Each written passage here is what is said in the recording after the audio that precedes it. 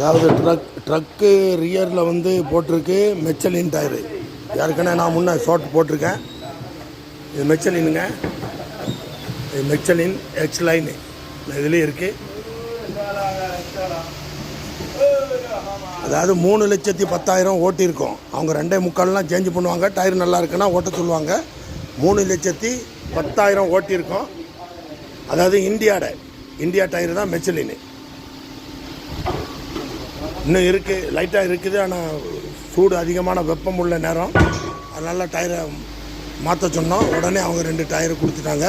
அது என்ன டயருங்கிறத அடுத்த ஸ்டார்ட்டில் போடுறோம் பாருங்கள்.